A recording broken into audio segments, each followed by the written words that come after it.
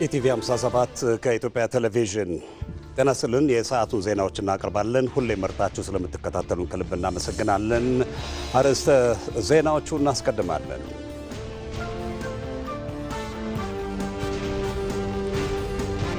ኢትዮጵያም በትጥቅ ትግል ምክንያት ያጋጠማት የፖለቲካ ስብራት ብሔራዊ ጥቅሟን ማስከበር እንዳትችል እንቅፋት ሆኖ መቆየቱ ተገለጸ።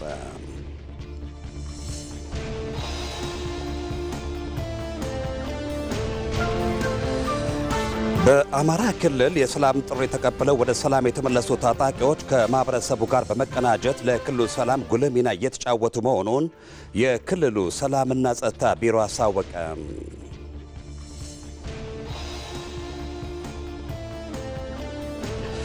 አሜሪካም ለታይዋን የጦር መሳሪያ ማስታጠቋን በአስቸኳይ እንድታቆም ቻይና አሳሰበች።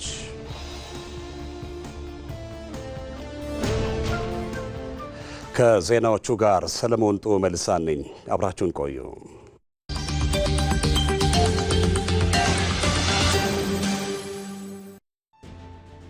የሀያላኑ ሀገራት መሪዎች ከኢትዮጵያ ጋር ያላቸውን ዝምድና እያጠናከሩ ነው።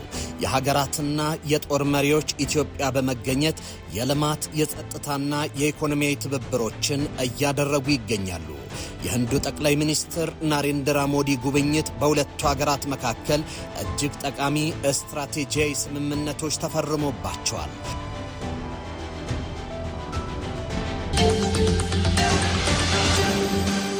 በርካቶች የኢትዮጵያ ዲፕሎማሲ ከኩስመና ወደ እምርታ ተሸጋግሯል በማለት ላይ ናቸው። እንዴት? ኢትዮ መልህቅ ዛሬ ምሽት ከ3 ሰዓት ጀምሮ በኢትዮጵያ ቴሌቪዥንና በኢቢሲ.ስትሪም ላይ ጠብቁን።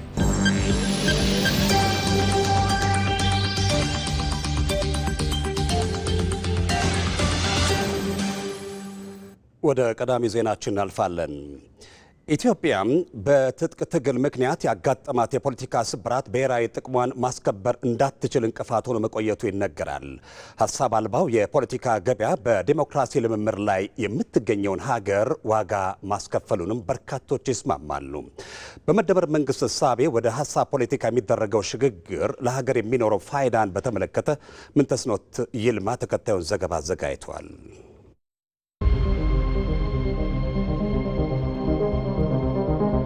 17 ዓመት ጫካ ነበርኩኝ ራሴ። ምንድነው ያተረፍንበት እኛ ወደሚለው ስደት፣ ድርቅ፣ ረሃብ፣ ችግር ያስከትላል።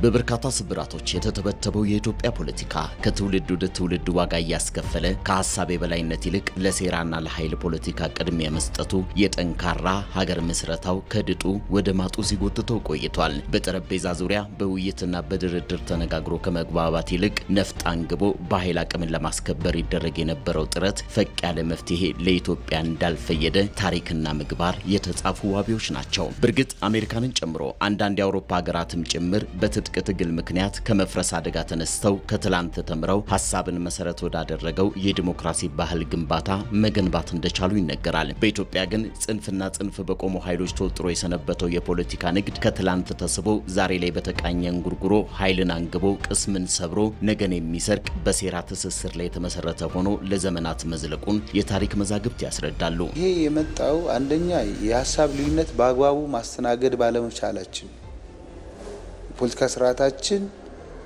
አልዘመነም። እንግዲህ አሜሪካንም እንደ ምሳሌ ስንመለከት ምርጫዎች ሲደርሱ በጣም ከፍተኛ ፉክክሮች፣ መዘላለፎች በሀሳብ የግለሰባዊ መብቶች ሳይነኩ ያንን ሰላማዊ የሆነ ፖለቲካ ውድድር የሀሳብ ፍጭት፣ የሀሳብ ግጭት አድርጎ ምርጫ ላይ ደርሳሉ። የተሸነፈ ኃይል ለአሸናፊው የደስታ መግለጫ የሚያስተላልፍበት ስርዓት እንዳላቸው እና ለማየት ነው። ዲሞክራሲ ዳብሮባቸዋል በሚባሉ ሀገራት ሳይቀር ገንዘብ በፖለቲካ ስርዓት ውስጥ ያልተሻገሩት ፈተና ሆኖ እንደዘለቀ ነው። በገንዘብ የተገዛ የፖለቲካ ስርዓት የዘር እህሉን እንደበላ ገበሬ ለከፈለው ዋጋ የሀገርን ብሔራዊ ጥቅምና የግዛት አንድነት አሳልፎ እስከ መስጠት የሚደርስ ወጥመድ ውስጥ መውደቅ ሀገር እንደ ትላንት የምታስታውሰው የቅርብ ጊዜ ክፉ ትዝታዋ ነው። የጠላት ተብሎ ከጠላት ጋር ወግኖ አገሩ መውጋት ግን የመጨረሻ ስህተት ነው። ምክንያቱም መሳሪያ ከዛ ነው የሚመጣ፣ ፋይናንስ ከዛው ነው የሚመጣ፣ አንዳንድ ፖለቲከኞች እኮ እንደ ትልቅ ነገር አድርገው ከገሌ እኮ ይህን ያህል ገንዘብ ወስደናል ብሎ የተናገሩ እኮ አሉ በሚዲያ ማለት ነው። በኢትዮጵያ ፖለቲካ ውስጥ የትጥቅ ፖለቲካ ወይ የጉልበት ፖለቲካ ተሞክሮ አይተነዋል። ላለፉት 100 ዓመታት እና ከዛ በላይ የትጥቅ ፖለቲካና የጉልበት ፖለቲካ አይተነዋል።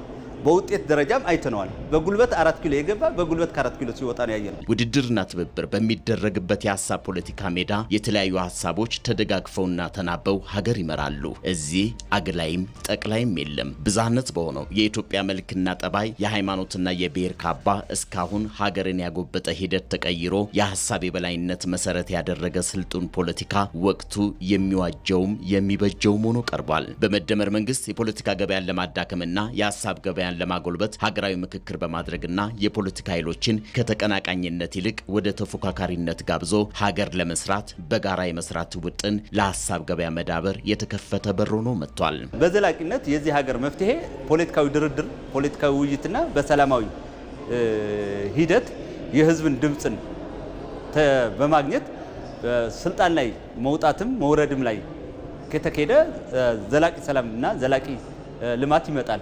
እነዛን ነገሮች ጠረጴዛ ላይ አስቀምጠን ልዩነቶቻችንን በንግግር በውይይት ባህልን አዳብረናል መምጣታችን ዛሬ ላለንበት ነገር አድርሶናል ብዬ ይረዳል። ሺገዳይን የሚያወድስ የጠመንጃ ባህል በሴራና እርስ በርስ በመጠፋፋት በሌላው መቃብር ላይ መቆም በተጠናወተው ያልተለወጠ ስልትና ያልዳበረ የፖለቲካ ባህል ወደ ዘመናዊ የፖለቲካ ልምምድ መሻገሪያ በሆነው የመደመር ፍልስፍና ከፖለቲካ ገበያ ወደ ሀሳብ ፖለቲካ መሻገር አማራጭ የሌለው ምርጫ ስለመሆኑ የወቅቱ የሀገር ሀሳብ ሂሳብም ነው።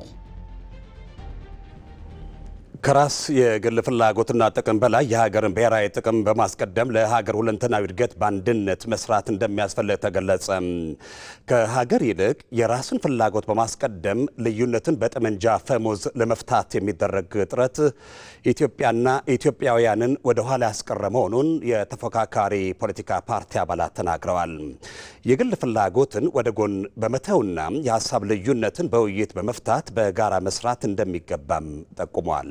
መስከረም ቸርነት የገዘፈ ታሪክና የስልጣኔ ባለቤት ሀገር የሆነችው ኢትዮጵያ አለመግባባትና የሀሳብ ልዩነትን በጠመንጃ አፈሙዝ ለመፍታት በሚደረግ ጥረት እድገቷ ወደ ኋላ ሲጎተት ቆይቷል። ከገዘፈው የሀገር ብሔራዊ ጥቅም ይልቅ የግልን ፍላጎትና ጥቅምን ለማስጠበቅ መጣር ኢትዮጵያን በብዙ የፈተነ ነው። ምንም እንኳን በተፈጥሮ የበለጸገች ብትሆንም ይኸው የጦርነት አዙሪት ከዓለም ጋር እንድትተላለፍ ያደረጋት ነው።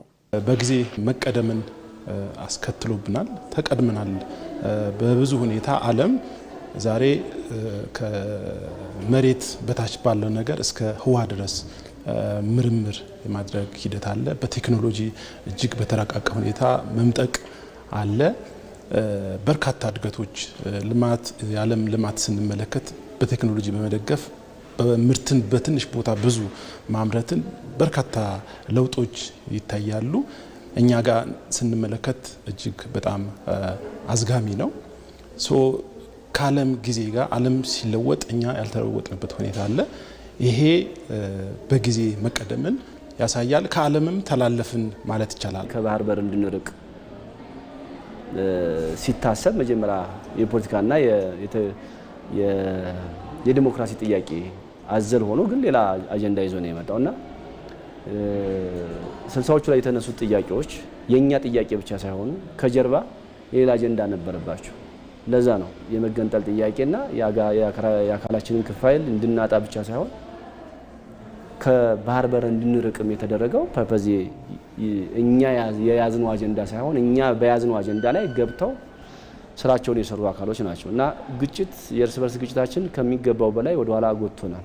ከግል ፖለቲካዊ ፍላጎት ይልቅ የገዘፈ ትርጉም ያለው የሀገር ብሔራዊ ጥቅምን ያስቀደመው የመደመር መንግስት ታዲያ የትኛውም የፖለቲካ ልዩነት ያለው አካል ሀሳቡን በጠረጴዛ ዙሪያ ይሸጥ ዘንድ በተደጋጋሚ ልዩነትን በሰላማዊ መንገድ ለመፍታት ያለውን ቁርጠኝነት አሳይቷል። ከራስ የፖለቲካ ፍላጎት በላይ የገዘፈ ታሪክና ስልጣኔ ባለቤት የሆነችው ኢትዮጵያን ሀገረ መንግስት መገንባት ላይ ያተኮረው የመደመር መንግስት ልዩነቶች በሰላማዊ መንገድ በመፍታት ሁሉም ለኢትዮጵያ ሁለንተናዊ እድገት በጋራ ይሰራ ዘንድ ለሰላም በተደጋጋሚ እጁን ዘርግቷል። ለአብነትም በቅርቡ የተደረገው የሰላም ስምምነቶች ለዚህ ማሳያ መሆን የሚችሉ ናቸው። ከመንግስት ጋር በተደጋጋሚ የሰላም ጥሪ ሲደረግ ነበር። እኛም ፓርላማ ላይ ሲነሳ ነበር በብዙ ወገን፣ መንግስትም ሲያቀርብ በተለያየ ጊዜ ስንሰማ ነበረ። የሚያዋጣው ቁጭ ብሎ በመነጋገር ነው። አሁን በቅርቡ ሀገራዊ ምክክር ኮሚሽን ወደ ፍጻሜ ይደርሳል። ይሄን ሳያመልጣቸው ልክ አሁን ሰሞኑ ያደረጉት ወንድሞቻችን በጥቂትም ቢሆን ጫካ ላይ ያሉ ገብተው ሰላማዊ የሆነ የፖለቲካ እንቅስቃሴ እንዲያደርጉ በጣም ተጠናክሮ መቀጠል መቻል አለበት ማለት ነው።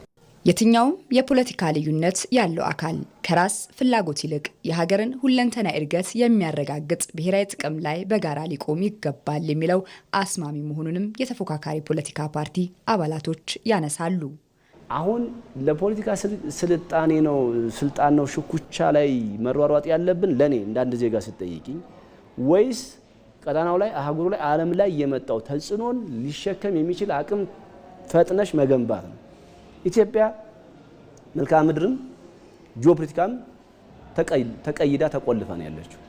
ይሄን ማስከፈትና መፍታት ነው ያለብሽ ወይስ የትኛው ላይ ነው? ምርጫው የህዝብና የኢትዮጵያ ጉዳይ ነው የሚሆነው።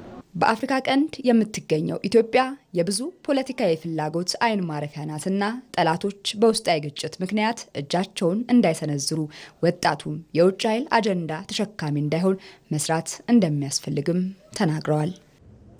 በኢትዮጵያ በሀገረ መንግስት ግንባታ ስሜታዊና የግል ጥቅምን ያስቀደመ የፖለቲካ ሳቤ ለእድገቷ እንቅፋት ሆኖ መቆየቱ ተገለጸ። በኢትዮጵያ የመንግስታት ልውውጥ ሂደት አንዱ ሄዶ ሌላው ሲተካ የተሻለውን ከመውሰድና የማይጠቅማትን ከመተው ይልቅ አፍርሶ ከዜሮ መጀመር ለብዙ ጊዜ ፈተና ሆኖ ዘልቋል። ከራስ የተሻገረ የፖለቲካ ዓላማ አለመኖርና እኔ ብቻ የሚለው አስተሳሰብ ደግሞ ሀገርን ሲጎዳም ኖሯል። የመደመር መንግስት ይህንን በቁጭት ይመለከታል፣ ለኢትዮጵያ አይጠቅምም ሲል ያስቀምጣል። ይህንን መነሻ አድርጋ ሪፖርተራችን ነጻነት ፍቅሩ ተከታዩን ዘገባ አዘጋጅታለች። በመንግስትና በሀገረ መንግስት ግንባታ ስሟ ቀድሞ የሚነሳው ኢትዮጵያ የኋላ ታሪኳን ለመማሪያ ከመጠቀም ይልቅ ለጥልና ለንትርክ ስትመዝ መክረሟ ከአዙሪት ሰለባ ሳትወጣ በችግር ውስጥ የምትዳክር ሀገር እንድትሆን አድርጓታል። ኢትዮጵያ የመጣችበት መንገድ አዝጋሚ፣ መፍትሄ የሚጎለው ሆኖ ጦርነትና ፖለቲካ ለዘመናት የተጣባት ፈተናዋ ሆኗል። ይህ የመደመር መንግስት የቁጭት ማጠንጠኛው ነው። ለምን ሲልም ይጠይቃል። የመደመር እሳቤ ካለፈው ተምረንና አርመን መማር ብቻ አይደለም፣ የሚስተካከለውን አርመን በዛሬው ተጠቅመንና ተመስርተን የነገውን የምንሰራበት እና የምንረዳበት መነጽር ነው። ሀሳብ አልባ ፖለቲካ፣ ከራስ ያልተሻገረ የፖለቲካ ሀሳቤ በኢትዮጵያ የፖለቲካ አለመረጋጋት ለዘመናት ሾተ ላይ እንዲሆንባት አድርጓል። ሀሳብ አልባ ፖለቲካ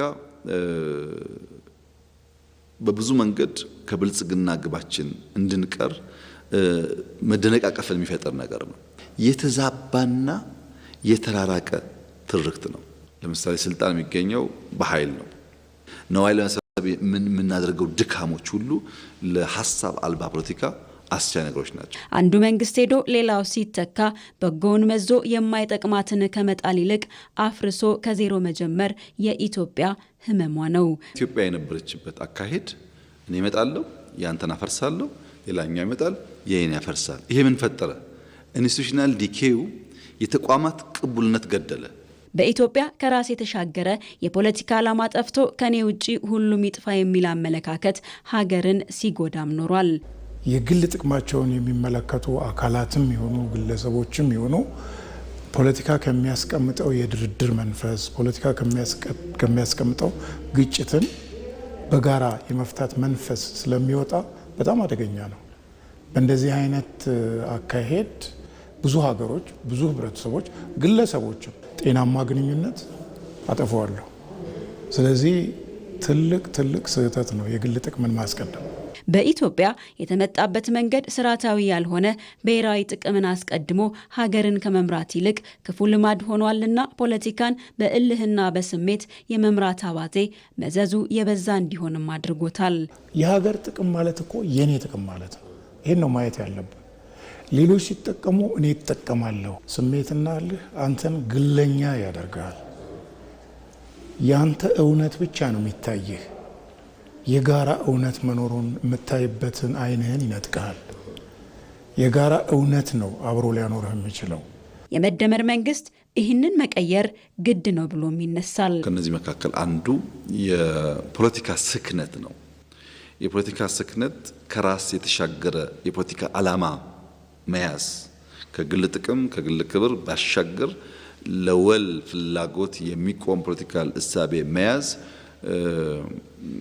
ያለውን ፋይዳ ለዚያ ደግሞ የፖለቲካ ስክነት ወሳኝነት ያስቀምጣል። የመደመር መንግስት ማጠንጠኛውን ቁጭት አድርጎ በፖለቲካ ስክነት ውስጥ ከራስ የተሻገረ የፖለቲካ ሀሳቤ ለኢትዮጵያ ግድ ስለመሆኑ ነገን ማሻገሪያ ጭምር ነው ሲልም ያስቀምጣል።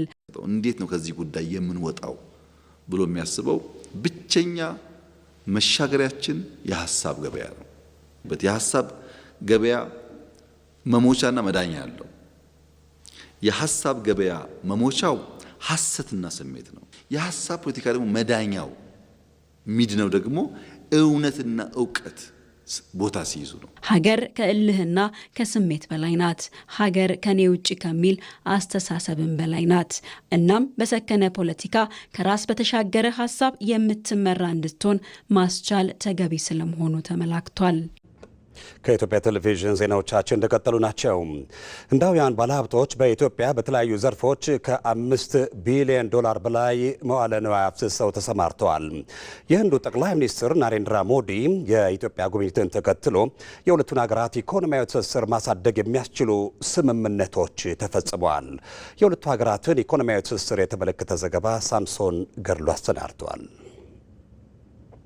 2000 ዓመታትን የተሻገረ ግንኙነት ያላቸው ኢትዮጵያና ህንድ ዛሬ ወዳጅነታቸውን ወደ ስትራቴጂካዊ አጋርነት ለማሳደግ ተስማምተዋል። ወትሮም ትናንት ቀይ ባህርን ተንተርሳ የነበረችው ሀገር ኢትዮጵያ የህንድ ነጋዴዎች መዳረሻ ሆና ዘመናትን ተሻግራለች። ህንዳውያኑ ነጋዴዎች ቅመማ ቅመምና ጨርቃ ጨርቅን በወርቅና ሌሎች የተፈጥሮ ጸጋዎች ሸምተዋል። ዛሬም ህንዳውያን ባለሀብቶች በኢትዮጵያ ኢኮኖሚ ውስጥ ያላቸው አበርክቶ ቀላል የሚባል አለመሆኑን የህንዱ ጠቅላይ ሚኒስትር ናሬንድራ ሞዲ በአዲስ አበባ ጉብኝታቸው ለሁለቱ ምክር ቤቶች ተናግረዋል። በኢትዮጵያ ትላልቆቹ ኢንቨስተሮች የህንድ ኩባንያዎች ናቸው። እንደ ጨርቃጨርቅ ማኑፋክቸሪንግ፣ በግብርና፣ በጤናና በሌሎች በተለያዩ ዘርፎች ላይ ከ5 ቢሊዮን ዶላር በላይ መዋዕለ ንዋያቸውን አፍስሰዋል። በዚህም ከ75,000 በላይ ለሆኑ ኢትዮጵያውያን የስራ ዕድልን ፈጥረዋል። ኢኮኖሚያችን ገና መቃቀም እንዳለው ሁላችንም እንደምንስማማ እርግጠኛ ነኝ። ከእነዚህ ህንዳውያን ባለሀብቶች መካከል አንዱ የሆኑት ቪኒት ቨሬት ሜታም የኢትዮጵያና የቤተሰቦቻቸው ግንኙነት 100 ዓመታትን የተሻገረ እንደሆነ ይናገራሉ። ዛሬ ላይ በኢትዮጵያ ከውጭ የሚገቡ ምርቶችን በመተካት የውጭ ምንዛሬን እያስገኙ እንደሆነም አስረድተዋል። ዲኤልኤም ከብዙ ዓመት ከ40 ዓመት በላይ ኦልሞስት 1988 ነው የጀመረው በቢዝነስ በቴክስታይል።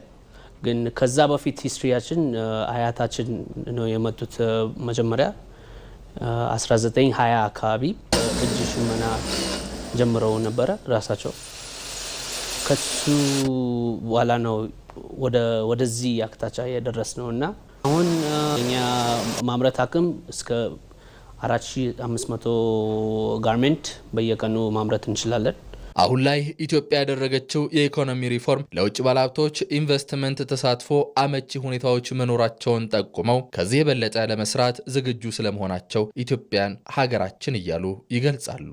ለሀገራችን እኛ የምናስበው ኢምፖርት ሰብስቲቱሽን ነው የምናደርገው። ብዙ አመት እኛ ኖረናል ከኢትዮጵያ ጋር እና በጣም እንደ አዲስ ማለት እንደ አዲስ ሁኔታ ነው ያየነው። አሁን ያለው ነው ያው ምቹ ሁኔታዎች አሉ።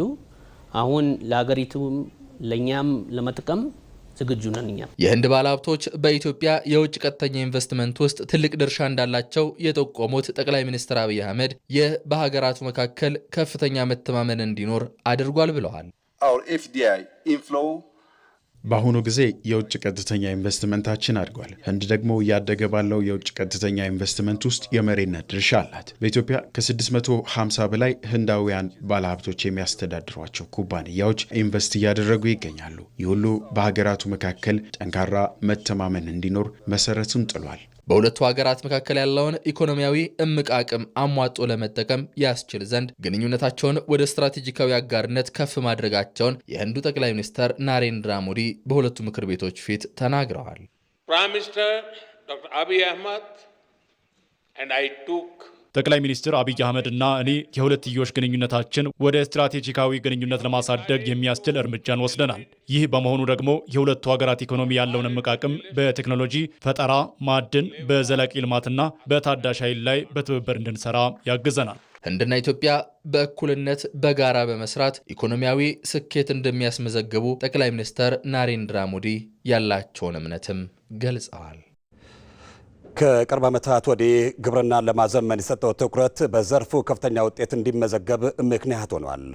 የመስኖ እርሻና በዘመናዊ መሳሪያዎች የሚከወን የግብርና ስራ በመስፋፋቱ ምርትና ምርታማነት በከፍተኛ መጠን እንዲጨምርም አስችሏል።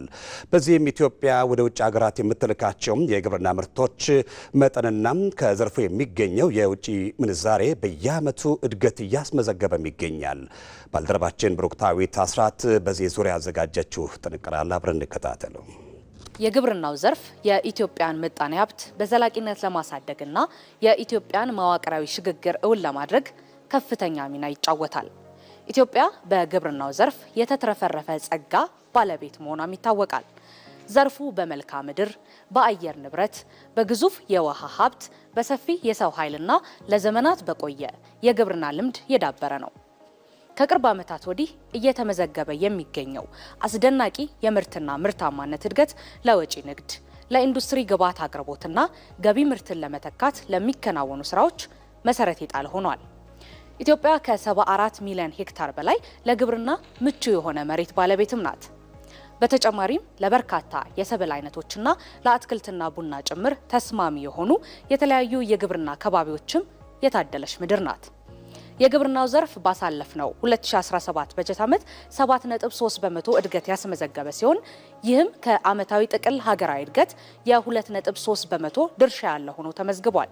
ከዘርፉ የሚገኘውን ገቢ ለማሳደግ የመስኖ አቅምን ማጎልበት፣ ምርቶችን በተሳለጠ የግብይት ስርዓት ማቅረብ፣ የአፈር ጤናማነትን መጠበቅ፣ የወጣቱንና የባለሀብቱን ተሳትፎ ማሳደግ፣ የክላስተር ተጠቃሚነትን ማጎልበትና የግብርና ሜካናይዜሽን ስራን ማስፋት ትኩረት የተሰጣቸው ዋና ዋና ተግባራት ናቸው። በ2018 በጀት ዓመት ከግብርና ወጪ ንግድ 3.8 ቢሊዮን ዶላር ገቢ ለማግኘት ታቅዶ እየተሰራ ይገኛል። ከዚህ ውስጥ ባለፉት 4 ወራት ከ1 ቢሊዮን ዶላር በላይ ገቢ ማግኘት ተችሏል። ከዚህ ባሻገር በበጀት ዓመቱ በሁሉም የሰብል ምርቶች 32.6 ሚሊዮን ሄክታር መሬት በማልማት 1.8 ሚሊዮን ኩንታል የሚጠጋ ምርት ለመሰብሰብ ታቅዶ እየተሰራ ይገኛል። በበጀት ዓመቱ ከቡና ሻይ ቅጠልና ቅመማ ቅመም ከ3 ቢሊዮን ዶላር በላይ፣ ከእንስሳት ተዋጽኦና ስጋ 123 ሚሊዮን ዶላር እንዲሁም ከአትክልትና ፍራፍሬ እንዲሁም አበባ 723 ሚሊዮን ዶላር ገቢ ለማግኘት ታቅዶ እየተሰራ ነው። ባለፉት 3 ወራት ከ2261 ቶን በላይ ሻይና ቅመማ ቅመም ወደ ተለያዩ የውጭ ሀገራት በመላክ 4.9 ሚሊዮን ዶላር ገቢ ማግኘት ተችሏል። በሌላ በኩል የግብርናውን ዘርፍ ከኢንዱስትሪው ጋር በማስተሳሰር በተቀመጠው አቅጣጫ መሰረት የተቀናጀ የግብርና ኢንዱስትሪ ፓርኮች ልማት በትኩረት እየተሰራበት ይገኛል። እነዚህ ፓርኮች አርሶ አደሩን ከኢንዱስትሪዎች ከላኪዎችና ከዓለም አቀፍ የአቅርቦት ሰንሰለት ጋር በማስተሳሰር ተጠቃሚነትን እንደሚያሳድጉ ይጠበቃል። ከዚህ ባለፈ ፓርኮቹ የግብርና ምርቶችን መጠን፣ ጥራትና ዋጋን ለማሳደግ የጎላ ሚና ይኖራቸዋል። ይህም የሀገሪቱን የግብርና ምርቶች ወጪ ንግድ በማጎልበት ዘርፉ የኢትዮጵያን ብልጽግና ለማረጋገጥ የሚጫወተውን ሚና ለማሳደግ እድል የሚፈጥር ይሆናል። ችግሮችን በጠመንጃ ሳይሆን በሰላማዊ ውይይት መፍታት እንደሚገባም የኦነግ ሸኔ አባላት ገለጹ። በኦሮሚያ ክልል ምስራቅ ቦረና ዞን የሚንቀሳቀሱ የኦነግ ሸኔ አባላት መንግስት ያቀረበውን የሰላም ጥሪ ተቀብለው እጃቸውን ሰጥተዋል። አሊ ደደፈው ዝርዝር አለው። የዜጎችን ሰላም ለማስጠበቅና ዘላቂ ሰላምን ለማረጋገጥ መንግስት እየሰራ ይገኛል። በዚህም የታጠቁ ኃይሎች በሰላም እጃቸውን እንዲሰጡ ጥሪ ማቅረቡን ተከትሎ በኦሮሚያ ክልል ምስራቅ ቦረና ዞን የሚንቀሳቀሱ ሸኔ አባላት እጃቸውን ለመንግስት ሰጥተዋል። ወራን ብሊሱማ ኦሮሞ ጀዴ አጋ ቦሶና ባይ ቱርቲ ወጋሻኔ ቱሬ ቡድኑን ከተቀላቀልኩ 5 ዓመት ሆኖኛል። ህዝቤን ነፃ አውጣለሁ ብዬ ነበር ሐሳቤ። ነገር ግን ስንጣላ የነበረው ከወንድሞቻችን ጋር ነው። ይሄ ትክክል አይደለም። ውይይት ማስቀደም ትልቁ የሰላም ማረጋገጫ መንገድ መሆኑን አባላቱ አንስተዋል። በነፍጥ ትክክለኛ ሰላም ማረጋገጥ የማይቻል መሆኑንም ገልጸዋል። ሊገሌ ቶክታኔ ሀራስ ኑቡልቹ ጅሩ ተግባብተን አንድ መሆን ይኖርብናል። እያስተዳደረን ያለውም ከኛ ህዝብ የወጣ መንግስት ነው። ችግር ካለ አብረን ቁጭ ብለን በባህላችን መሰረት መወያየት ይኖርብናል። መሪን ኦሶ ገርገርባኔ ወሊናኔ ገርገርባኔ ወሊኛኔ ከመለያየት ይልቅ ተግባብተን ለችግሮቻችን መፍትሄ ልንሰጥ ይገባል። የአንድ አባት ልጆች ነን። እየተዋጋን የነበረው የሀሳብ ልዩነት ነው እየጎዳን ያለው። በጠመንጃ ሳይሆን በመግባባት ለሰላም መፍትሄ ማበጀት እንችላለን። በጫካ የቀሩ ታጣቂዎችም ለሰላም ጥሪው ምላሽ እንዲሰጡ መልእክታቸውን አስተላልፏል። ወሪ ገዳፍተንለን ወሪ ቦሶናት ታፍተንለን ጫካ ውስጥ የቀራችሁት ታጣቂዎች የቀረበውን የሰላም ጥሪ በመቀበል ለሰላም ስትሉ ወልዶ ወደ አሳደጋችሁ ህዝብ ልትመለሱ ይገባል። ኡመት ኦሮሞ ቀብሶኒ ወገዱ ኸቱር የኦሮሞ ህዝብ በእኛው ምክንያት ሊጎዳ አይገባም። ተግባብተን መፍትሄ ላይ መድረስ አለብን።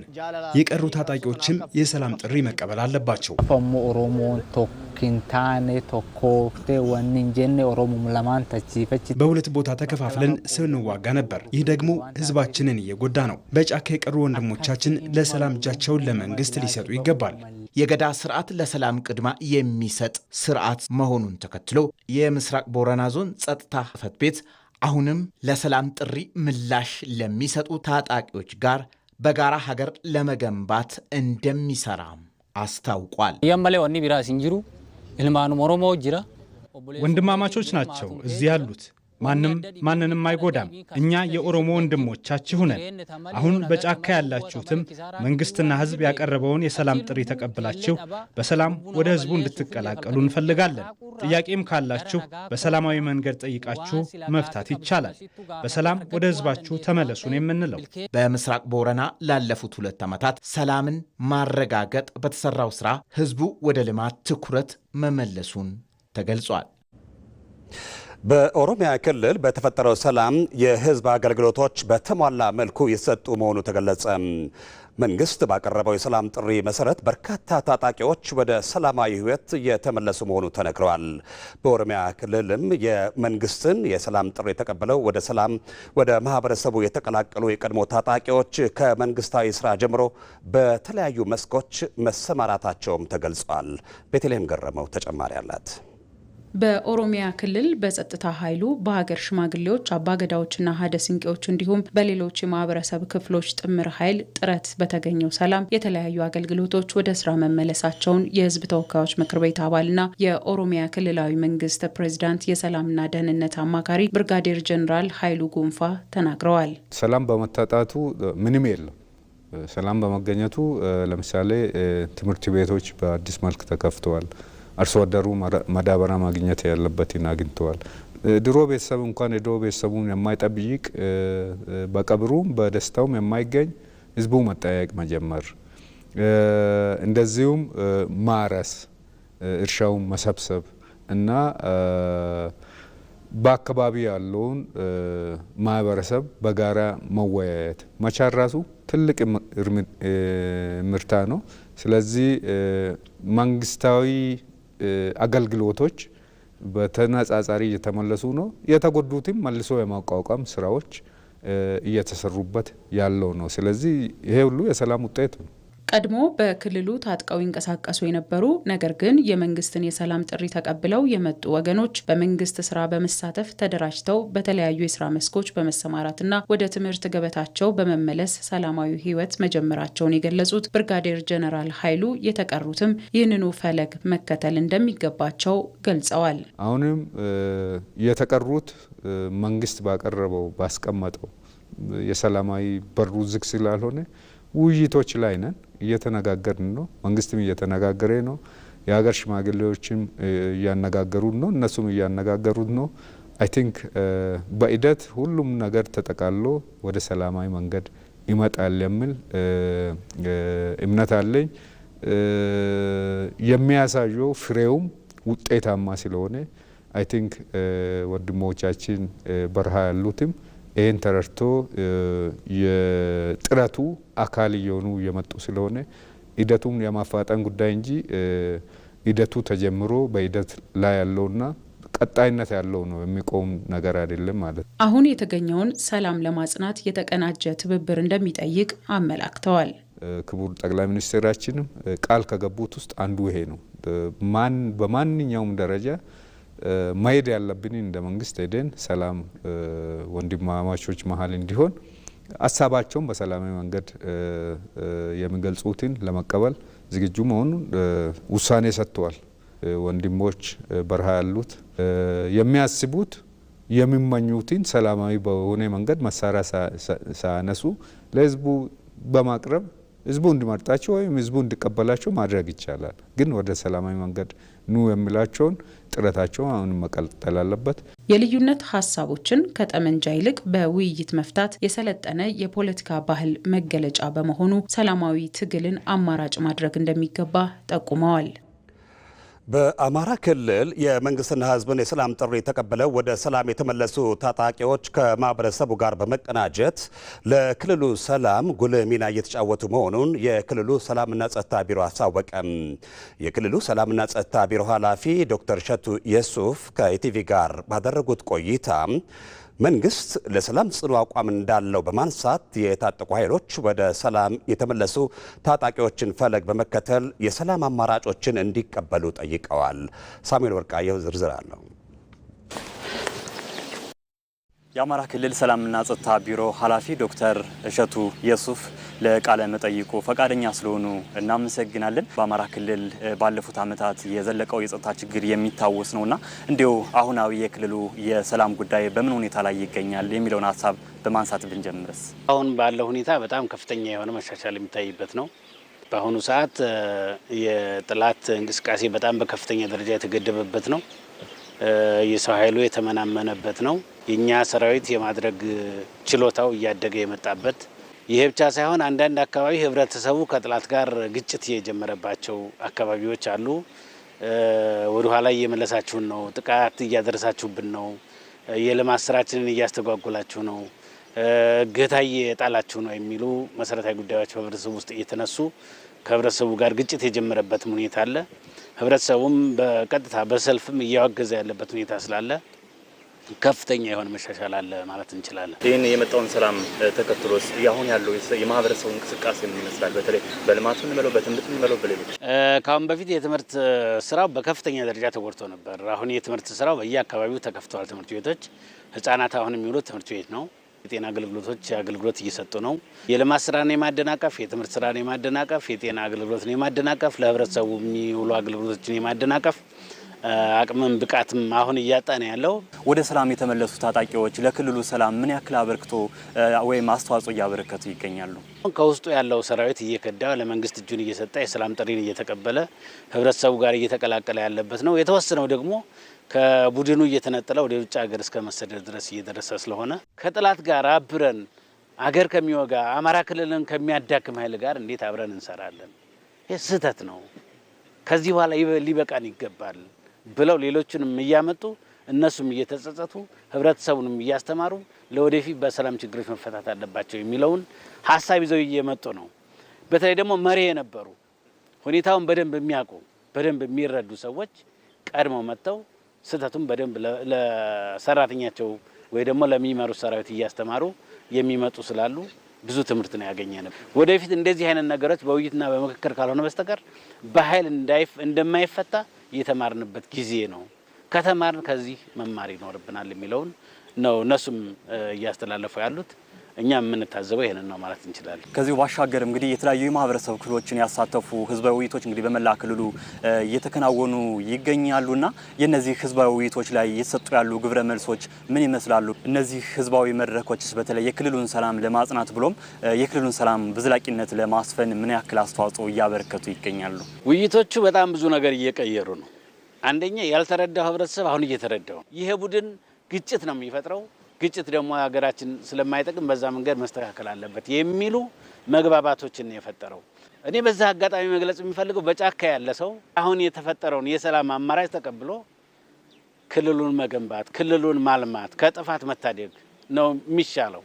ለምክክርና ለውይይት በር ስጡ፣ ኑ እንመካከርና ሀገራችንን እናልማ። በኃይል የሚመጣ ስልጣንም ስለሌለ ብዬ ነውና እነዚህ ነገሮች መታሰብ አለባቸው። የአማራ ክልል ሰላምና ጸጥታ ቢሮ ኃላፊ ዶክተር እሸቱ ኢየሱፍ እዚህ ተገኝተው ለሰጡ ማብራሪያ እጅግ አድርገን እናመሰግናለን። ታንኪዩ። እኔም እጅግ አድርጌ አመሰግናለሁ።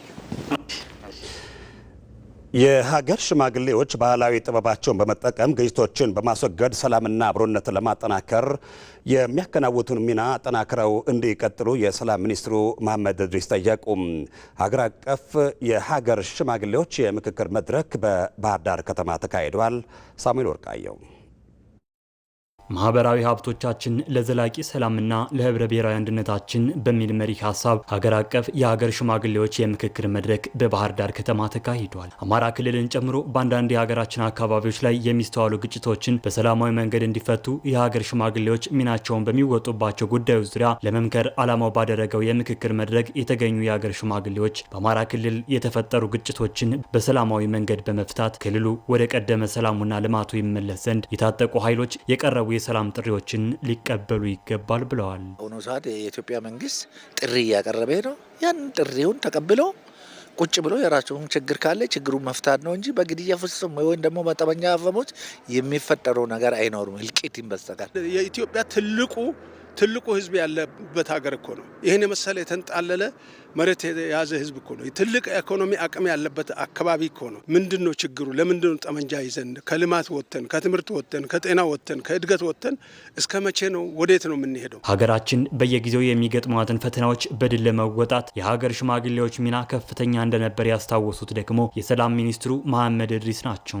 ሚኒስትሩ የሀገር ሽማግሌዎች በየአካባቢው የሚፈጠሩ አለመግባባቶችን ባህላዊ የግጭት መፍቻ ጥበባቸውን ተጠቅመው ሰላም በማስፈን ረገድ ጉልህ ሚና እንደሚጫወቱ ገልጸው በአማራ ክልል የታየውን ሰላም ዘላቂ ለማድረግም ይህን ባህላዊ ጥበባቸውን በመጠቀም እንዲሰሩ ጠይቀዋል። መንግስት አንድ አካባቢ ላይ ችግር ከመፈጠሩ በፊት ህብረተሰባችን መስማት ማዳመጥ ይኖርብናል፣ መመለስ ይኖርብናል። ችግር ከተፈጠረ በኋላ እንደዚሁ ለመውጣት መፍትሄው ሌላ አይደለም፣ መነጋገር ነው በሚል አሁንም ሰላም እያለ የሰላም ጥሪን ደጋግሞ እያነሳ ያለው ማለት ነው። ይሄ የሰላም ጥሪ የመንግስት የተዘረጋ የሰላም እጅ ግን ይህን ጉዳይ የሚያቀላጥፍ አዋቂ እና በአካባቢው ታዋቂ እና የሚከበሩ የሃይማኖት አባቶችና ሽማግሌዎች ስራቸውን ሊሰሩ ይገባል። በዚህ አባቶች በሰሩት ስራ ከፍተኛ የሆነ ውጤት እየተገኘና አሁንም የሀገር ሽማግሌዎችና የሃይማኖት አባቶች ሚና ከፍተኛ ነው። አማራ ክልል በርካታ ባህላዊ የግጭት አፈታት ስርዓቶች ባለቤት መሆኑን የገለጹት የአማራ ክልል ምክር ቤት ዋና አፈ ጉባኤ ወይዘሮ ፋንቱ ተስፋዬ በክልሉ በአሁኑ ወቅት የተሻለ ሰላም እንዲታይ ሚናቸውን ከተወጡ የህብረተሰብ ክፍሎች መካከልም የሀገር ሽማግሌዎች ሚና ከፍተኛ እንደነበር ገልጸዋል። ይህንን ጥረታቸውንም አጠናክረው እንዲቀጥሉም ጠይቀዋል። ሁልጊዜ ግጭት ውስጥ መግባት እርገታችንን ያቀጭጭ ካልሆነ ማንንም የሚያከብር አይደለም። ማንንም የሚያከብር ስላልሆነ በተለይ የግጭት አዙሪት ውስጥ እንድንወጣ የግጭት አዙሪት የሚቆምበትን ቦታ ዛሬ መሰረት እንድንጥል እያደረጋችሁትን አስተዋጽኦ የበለጠ በእውነት ላይ በትክክለኛ የማህበረሰቡ እሴት ላይ ተመስርታችሁ የራሳችሁን ድርሻ መወጣት ያስፈልጋል። በውይይቱ የተሳተፉ ከተለያዩ ክልሎች የተውጣጡ የሀገር ሽማግሌዎችም በቅንጅት በመስራት አማራ ክልልን ጨምሮ በአንዳንድ አካባቢዎች የሚስተዋሉ የጸጥታ ችግሮች በሰላማዊ መንገድ እንዲፈቱ የበኩላችንን እንወጣለን ብለዋል። አሁን እየሰሩ ያሉትን የአማራ ክልል ሰነድ አይተናል። እሱም የሚደነቅ ነው። በየአካባቢያችን ባለው ባህል ተመሳሳይ ቢሆንም እኛም ፌዴራል ሽማግሌዎችም ተሰብስበን ይህን ነገር ገለልተኛ በሆነ ቡድን አይተን ወደ መሀል አምጥተን ይህን ነገር ብናሳርቅ ወደ ልማት እንገባለን ብዬ ነው ማስበው። እኔ አሁን ለምሳሌ አማራ ጋጄ ፋኖ ነው የሚባለው ልጆቻችን ነው እና ሰላም መፍጠር እንችላለን። ምንም ከኔ እኔ አባታቸው ነኝ፣ ሌላ ነገር አይደለም።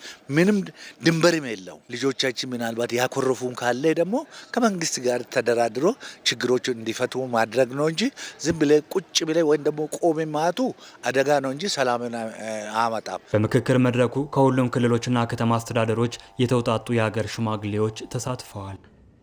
ኢቲቪ 57 ከኢትዮጵያ ቴሌቪዥን ዜናዎቻችን እንደቀጠሉ ናቸው። አሁን ደግሞ የአየር ትንበያ መረጃ የምንከታተልበት ሰዓት ላይ ደርሰናል። ኃይሉ ነገሰ ተዘጋጅቶ ስቱዲዮ ደርሷል።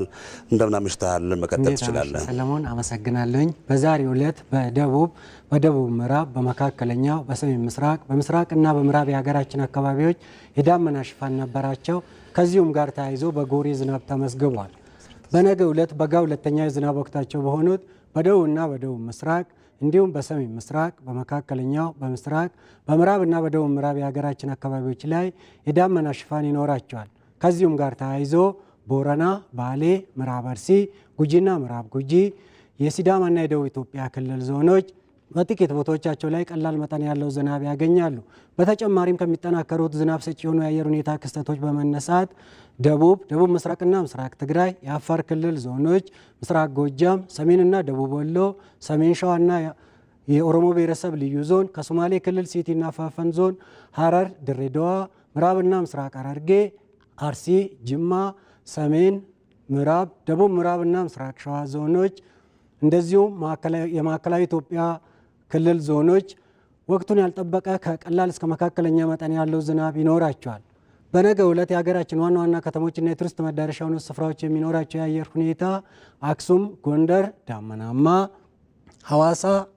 ሐዋሳ ቀላል ዝናብ፣ ጅማ፣ ኮምቦልቻ ዝናባማ፣ መታራ፣ ጅግጅጋ ቀላል ዝናብ፣ በተመሳሳይ ዲላ፣ ሆሳዕና፣ ወላይታ ሶዶና ደብረ ማርቆስ ቀላል መጠን ያለው ዝናብ ያገኛሉ።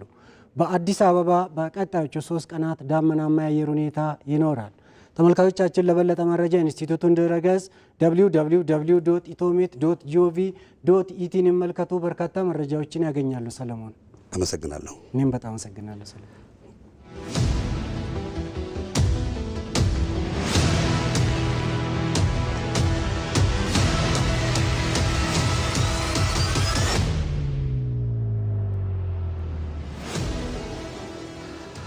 ስለ ሀገር በኢትዮጵያ ቴሌቪዥን ብቻ ዜናዎቻችን እንደቀጠሉ ናቸው። በመረጃ ላይ የተመሰረተ ተሳትፎና በሰው ኃይል አቅም ግንባታ በማድረግ ኢትዮጵያ የጀመረችውን የኒውክሌር ኃይል ልማት ለመደገፍ እንሰራለን ሲሉ የአዳማ ሳይንስና ቴክኖሎጂ ዩኒቨርሲቲ ፕሬዝዳንት ዶክተር ለሚ ጉታ ገለጹ። ዩኒቨርሲቲዎች እውቀትን በማመንጨት የሰለጠኑ ባለሙያዎችን በማፍራትና የፖሊሲ አወጣት በመደገፍ በሀገር ግንባታ ውስጥ ሚናቸውን የመወጣት ኃላፊነት አለባቸው ያሉት ፕሬዝዳንቱ ይህንኑ በኒውክሌር ቴክኖሎጂ ላይ አጠናክረው እንደሚቀጥሉ አንስተዋል። የአዳማ ሳይንስና ቴክኖሎጂ ዩኒቨርሲቲ ከኒውክሌር ኢነርጂ ኮሚሽን ጋር በመተባበር ለወደፊት የኢትዮጵያ የኒውክሌር ኢነርጂ ግንዛቤና አቅም ግንባታ ለደህንነትና ዘላቂ ልማት በሚል መሪ ሀሳብ ከዘርፉ ባለሙያዎች ጋር ውይይት እያካሄደ ይገኛል። አብዛኛው የነዳጅ አምራች ሀገሮች በኒውክሌር ቴክኖሎጂ ላይ የዘሩት አሉታዊ ትርክት ቴክኖሎጂው እንዲፈራ አድርገዋል ያሉት ደግሞ የኒውክሌር ኃይል ምክትል ኮሚሽነር ኢንጂነር አብዱራዛቅ ኡመር ናቸው። መሰል መድረኮች መካሄዳቸው ምሁራንና ተቋማት የቴክኖሎጂውን ጥቅም ተረድተው መንግስት ለጀመረው የኒውክሌር ኃይል ግንባታ የበኩላቸው ሚና እንዲወጡ እድል ይፈጥራልን ብለዋል ምክትል ኮሚሽነሩ። ዘገባው የሪፖርተራችን ፍሬህይወት ረታ ነው። የሚዛን አማን ኮሪደር ልማት የከተማዋን ገጽታ በእጅጉ የቀየረና ለኑሮ ምቹ የሆነ ሁኔታን የፈጠረ ነው ሲሉ የከተማዋ ነዋሪዎች ተናገሩ። በልማቱ ላይ የአካባቢው ነዋሪዎች እያበረከቱት ያለው አስተዋጽኦ ተጨማሪ አቅም መፍጠሩን ደግሞ የከተማዋ አስተዳደር አስታውቋል። ሰለሞን ቦረና። ከተሞች ጽዱና ለነዋሪዎች ምቹ እንዲሆኑ በመደመር መንግስት የተጀመረው የኮሪደር ልማት ስራ ጉልህ አስተዋጽኦን እያበረከተ ይገኛል። በዚህ ሂደት ተጠቃሚ የሆኑ ነዋሪዎችም አካባቢያቸውን ለማልማት በስራው ላይ ተሳትፏቸው እያደገ መጥቷል። በደቡብ ምዕራብ ኢትዮጵያ ክልል ሚዛን አማን ከተማ እየተከናወነ የሚገኘው የኮሪደር ልማት ስራም የከተማዋን ገጽታ በማሻሻል ተጠቃሚ እንዳደረጋቸው ነዋሪዎች ገልጸዋል። በአጠቃላይ የከተማዋን ገጽታ እንዲሁም የህብረተሰቡን የኑሮ ሁኔታችን ውስጥ ያሻሻለ ነው የሚባል ደረጃ ላይ ነው ያለው። የኮሪደር ልማቱ በከተማዋ የፈጠረውን መነቃቃት ይበልጥ ለማጎልበት አስፈላጊውን እገዛና ተሳትፎ አጠናክሮ መቀጠላቸውንም አመላክተዋል። ሁሉ ነገር እየለማ በሚመጣ ነገር በማየው ነገር ቤቴም እንዳፈርስ በራሴ አምኜ ነው በቃ መሆን አለበት። እንዲሁም በእኔ የተነሳ ቤቱን ልማቱን መቋረጥ አይችልም፣ ማፍረስ አለብኝ። አፍርስ የምትሉኝ ብዬ ነው ያፈረስኩት። ራሴን የምገነባው እንደውም ተጨማሪ ሌሎች ሁኔታዎችም ያስገድዱን ያለ ይህንንም ያሳመን እንድንሰራ በጋራ ተማምነን ከከንቲባው ጋራ እየሰራን ነው የምንገኘው ማለት ነው። የሚዛን አማን ከተማ ከንቲባ ኢንጂነር ሰለሞን ሌዊ በበኩላቸው ከ55 ሚሊዮን ብር በላይ በሆነ የህብረተሰብ ድጋፍ ከ1.6 ኪሎ ሜትር በላይ የኮሪደር ልማት ስራ እየተሰራ ይገኛል ብለዋል። በተለምዶ ከማዘጋጃ ቤት አንስቶ እስከ 4 ማዕዘን ያለውን ቦት ሳይድ ወደ 1.6 ኪሎ ሜትር የሚሆነውን በህብረተሰብ ተሳትፎ ነው እየሰራን የምንገኘው። ይህም ወደ 55 ሚሊዮን ብር የተገመተ ፕሮጀክት ነው ማህበረሰቡ እየሰራልን ያለው። ይህ ማህበረሰብ ቤቱን አፍርሶ ድንበሩን ለቆ ኮሪደሩን ክፍት ብቻ አይደለም ያደረገው፣ ገንብቶ ለማህበረሰብ ለመስጠት እጅግ በጣም ደስተኛ ሆኖ ተሽቀዳድሞ እየሰሩ ነው። የኮሪደር ልማቱ ለከተማው ሁሉን አቀፍ እድገት ምቹ ሁኔታን ከመፍጠሩም በላይ በአካባቢው የህብረተሰቡን ነባራዊ አስተሳሰብ ለመቀየር ማስቻሉንም ከንቲባው አስገንዝበዋል። የኮሪደር ልማት በጣም ትልቁ በሚዛን አማን ከተማ አስተዳደር ላይ የእኛን ከተማ ነዋሪ አስተሳሰብ በእጅጉ የቀየረ ከከተማ ጋር ተያይዞ ከተሜነትን የመለማመድ የመጓጓት የተሻለ ከተማ ውስጥ የመኖር ሰፈሩ እንዲቀየር መንደሩ እንዲቀየር የመፈለግ አስተሳሰቦችን በሰፊው የቀየረ ነው። በሚዛን አማን ከተማ በመጀመሪያው ምዕራፍ ወደ 1 ኪሎ ሜትር የሚጠጋ ኮሪደር የለማ ሲሆን በሁለተኛው ምዕራፍ ከ3.4 ኪሎ ሜትር በላይ የሚሆን የኮሪደር ልማት ስራ እየተከናወነ ይገኛል።